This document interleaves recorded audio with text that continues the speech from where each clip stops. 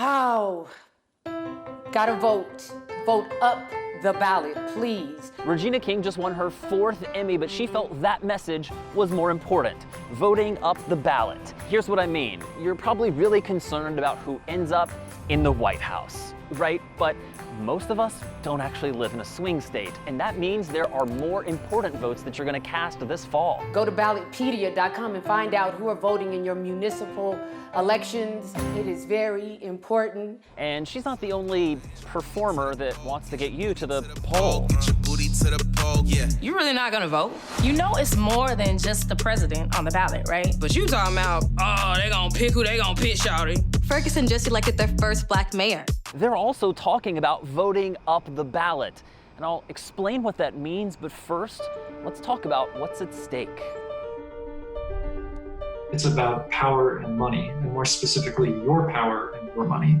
After the death of Justice Ruth Bader Ginsburg, some people just felt helpless. As if the situation right now wasn't as difficult enough for all of us. One more thing we're gonna have to get through. Because Ruth Bader Ginsburg is a pioneer for not only women's rights, but equality, inclusivity for all Americans. Because our democracy is a republic, voters can't directly influence the Supreme Court, but we still have influence in Austin, Atlanta, Harrisburg, Tallahassee, Sacramento, Lansing, Raleigh, Columbus, Albany, your state legislatures. That's because of the 10th Amendment. It basically says whatever power isn't given to the federal government is, quote, reserved to the states respectively, or to the people. And a conservative Supreme Court could lean into the 10th Amendment, giving more power to state lawmakers, not less.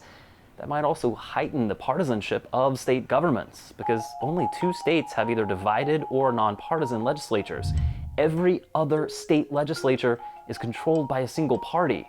And we'll come back to this map, but this is why we're talking about voting up the ballot. This is a sample ballot from this year, from 2020 in Miami-Dade County. And to vote up the ballot, here's how it would work. You would start with your city leaders, then move to your state representative, then your state senator, and then you get to Congress, then the president.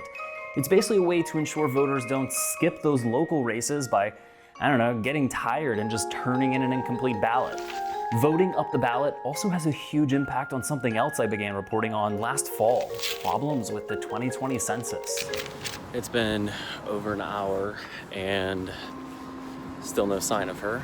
I had traveled to Seattle, to a street known for sex work and homelessness. Basically people that census takers have to make great effort to count in person. Emails and calls just aren't an option. And if you're wondering why that matters... If anyone in your community goes undercounted, your whole community runs the risk of losing out on funding. Thomas Wolfe is senior counsel for the Brennan Center for Democracy at NYU.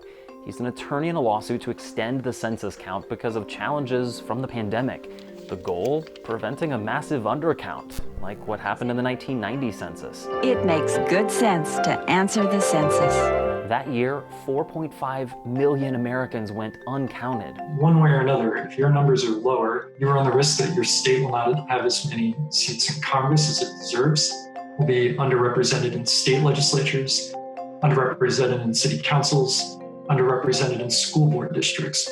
That takes power out of your hands. So the census ultimately is not a dry statistical exercise. It's about power and money, and more specifically, your power and your money. Specifically, census data helps determine 1.5 trillion with a T, tax dollars every year.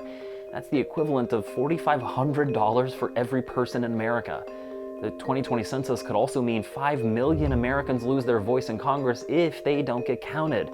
That's the prediction of John Thompson, who was census director under President Obama. He fears the 2020 census could undercount Black Americans by 2 million and Latinx Americans by 3 million. And when you look at things that matter to Latinos, we have things like education, healthcare. Many of these things are things that are also funded by census-derived statistics. Across the nation, Latinos are the second largest ethnic group. So even if we're not counting Latinos, that means we have a failed census. So what does all this have to do with voting up the ballot? Well, the best way, maybe the only proven way to combat a census undercount is through state legislatures. Because once the census wraps up, the states get the data to draw congressional districts.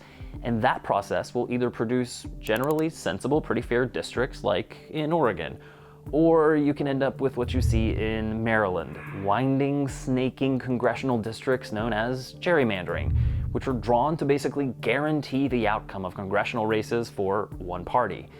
All right, remember this map? Well, with a single party running the show, it's easy to see how and why gerrymandering can happen. And quite simply, it's a form of discrimination.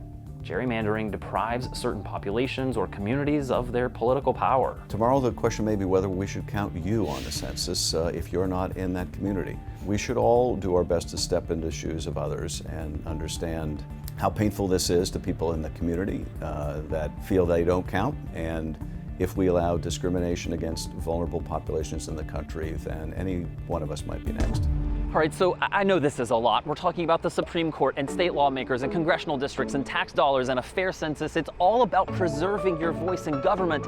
And it's all combated with just one thing, voting up the ballot. So do your research. And then when you go vote, start at the bottom and don't stop until you get to the top. It rhymes. Don't stop until you get to the top. Vote up the ballot.